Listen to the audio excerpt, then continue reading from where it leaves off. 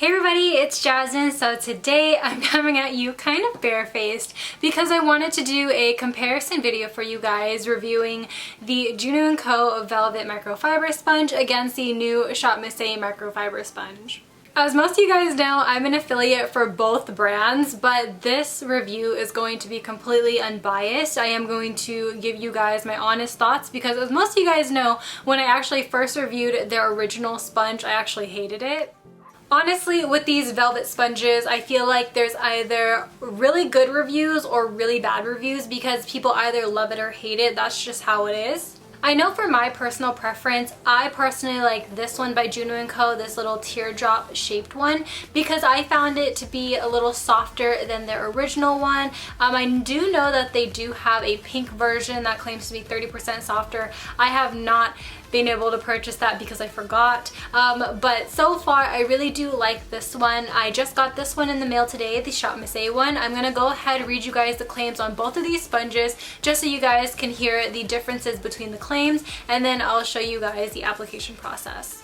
On the website, it says, if you're looking for a more natural airbrushed foundation finish, the JUNO Microfiber Velvet Sponge is your go-to. Made with velvet soft microfiber bristles and a slanted edge for controlled stippling, the JUNO Microfiber Velvet Sponge provides buildable coverage fast. And as of recently, in the past few months, you guys have been seeing me use this in a lot of my tutorials. I actually just threw away the original one that I had. So this is actually my boyfriend's sister's that I gave her for Christmas, but I'm just gonna borrow it for today. It's still brand new. I only used it one time. And for the ShopMissA sponge, this one claims to be a soft microfiber velvet feel sponge that can be used wet or dry. It absorbs 50% less product than a standard beauty sponge, and it gives you a natural airbrushed finish.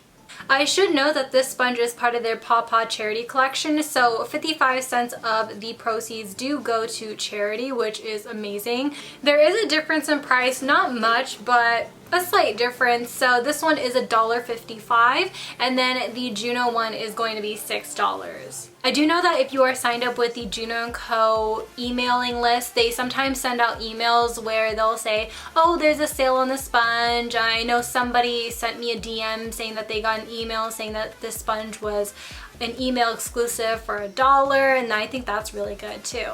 So this is what the sponges look like side by side. They do have the same resistance, so far I'm not seeing any difference. I feel like the ShopMissA one bounces back up a little quicker than the Juno one, but honestly it's like the slightest difference. Now for comparing the size of the ShopMissA Velvet Sponge to their Paw Paw Charity Wonder Blender, this is the size comparison. The Wonder Blender is just a little bit bigger. It is a little squishier, I do have to say. So the Velvet Sponges do have a little bit more density to it. But honestly, I think it can get a little bit softer once I wet it. So I'm gonna go do that right now and I'll be right back.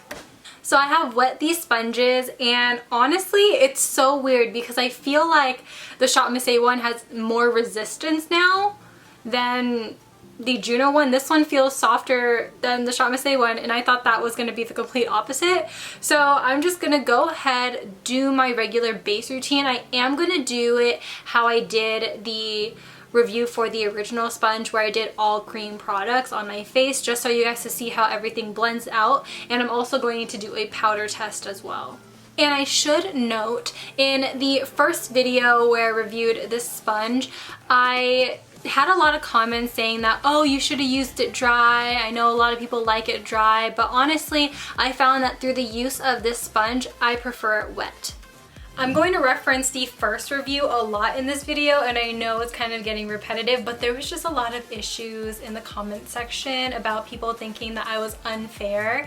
So I'm just gonna go ahead, apply the foundation on one side, blend it out on one side, and then, you know, do one side at a time basically, and not apply everything all at once like how I normally do. So right now I just have my Too Faced Born This Way foundation, and I'm just gonna go ahead and apply it on one side. I only did one pump on the back of my hand because I noticed that it does look cakey if I apply too much foundation. So I'm just gonna go ahead and apply it like normal.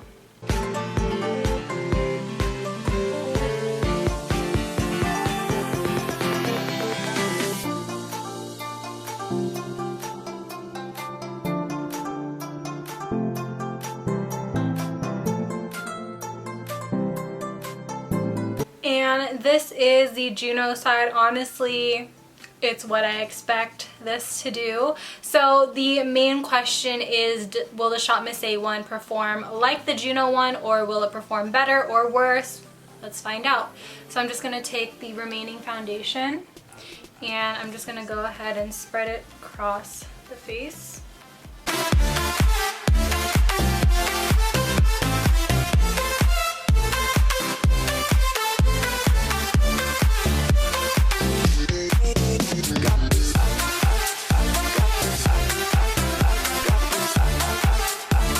So far so good. I don't really see a difference right now because it's just foundation. So I'm going to go ahead and move on into concealer and we will see from there. I'm just taking my Urban Decay Naked Skin. I think I applied way too much, so I'm just going to stop there. And I'm going to go ahead and buff that out. I think I'm only going to do my under eye area for concealer because I don't need a lot of coverage today.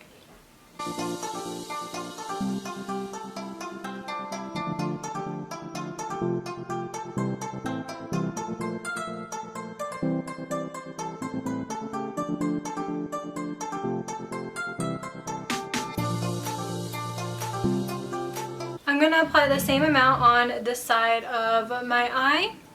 And honestly, I like the Juno sponge because I feel like it really does give me coverage, but honestly, if I'm being completely real, I have mentioned this in other not empties video, my hits and misses video. I did mention the Juno sponge as one of my misses, and it's because it rips pretty easy in my opinion, and once it starts to rip, it's kind of game over because then the foundation stops applying as smooth.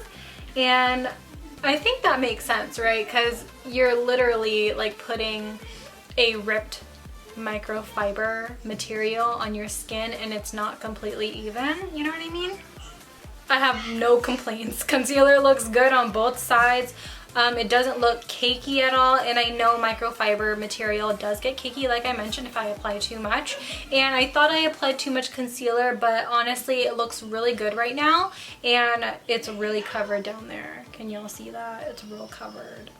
So the next step, I'm just going to go ahead and cream contour my skin. I have my Catrice Prime and Fine contour stick. This one is just in medium, and I'm gonna go ahead and line the areas where I want a little bit of bronze. And I'm only going to do that much because that's literally what I do when I cream contour. I don't do like the whole nose, chin, don't do that because there has been many times where it was too hard to blend and I don't want to be that girl again. So I'm just going to go ahead and blend it where I feel safe. I'm just going to go along my hairline, and whenever I do any type of bronzing near my hairline, I always push it back so it looks natural. And then I will just spend a little bit more time here in the cheek area. I'll kind of push up because I don't want the bronzing color to go down. I want this to lift up my skin, lift up my face.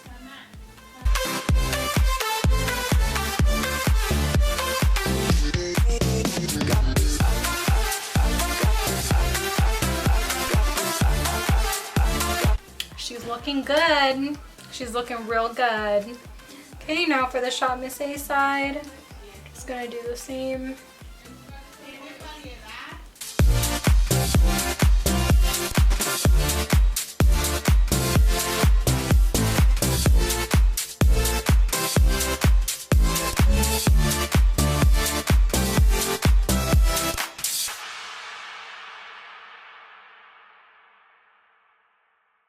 For the contour, the ShopMissA side was a little easier to blend. I have like a little bit of patchiness right here, but that could have just been me. So I'm just gonna blend it out, see if I can blend out that patchy spot. But it's not even that noticeable. I'm like just being really nitpicky because I'm doing a comparison. But honestly though, like, it looks the same so far. I'm kind of mad that there's not like a huge difference yet. I'm kind of mad that there's not a huge difference yet because I'm waiting until I could be like, aha, there's something different between these two. But so far, it's so good. As most of you guys know, I do live with my boyfriend at the moment, and I do have my ShopMissA cream blushes and cream highlights that I reviewed, but I left those at my house. So all I have is like their velour highlighters and eyeshadows, and this is the closest thing that I have in my collection to a cream blush and highlight. So I'm going to use their velour eyeshadow in the shade Groove for blush. And I think I'm going to go in with like the butt of the blender for this.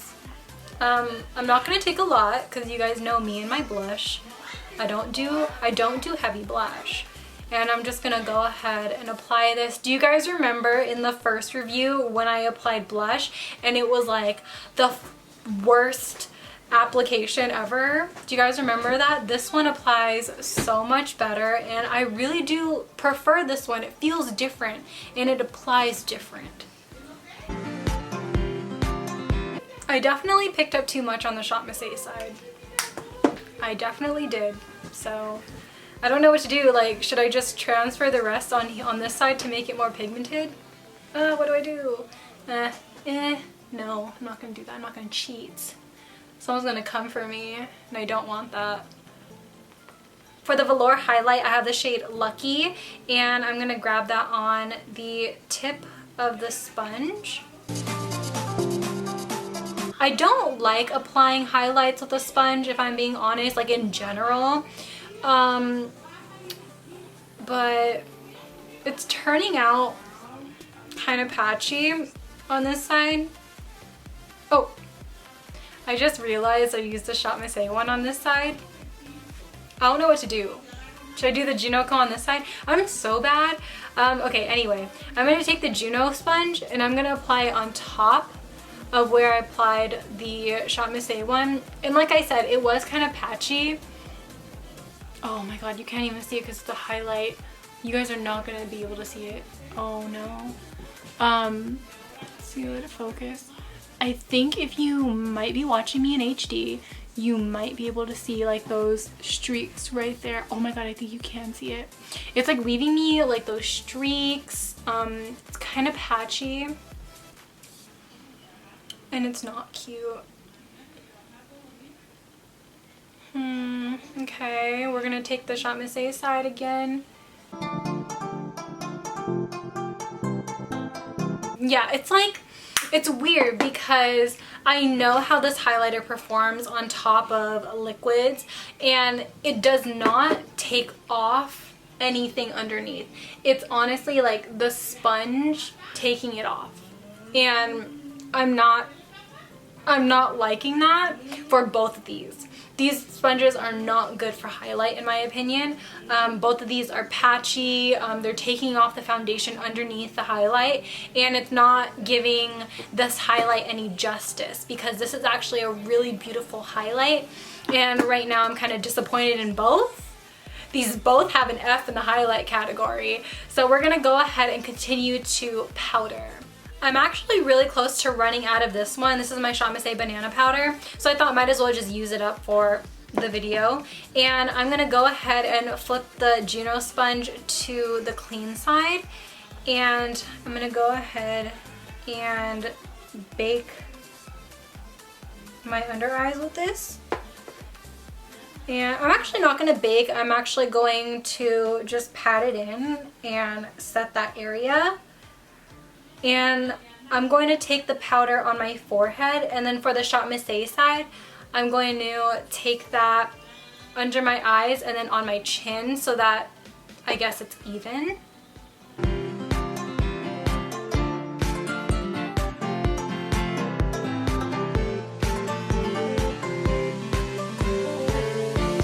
So this is what my face looks like after everything is said and done. And honestly, these are pretty much the same thing as far as material is concerned. I know for the JUNO sponge there's a lot of variation with the shape of the sponge. I know they just launched, I think, about 4 more different shapes, and I haven't been able to try them, but I'm going to assume that they're made out of the same fabric and texture of the sponge. It says that they're shaped differently. Now, if you're still wondering, well, Jasmine, like, which one am I gonna buy? Well, it's honestly up to you as a consumer, because at the end of the day, like, I'm only here to help you guys make your decision on what to buy. And in my personal opinion, I think that these two are pretty much the same.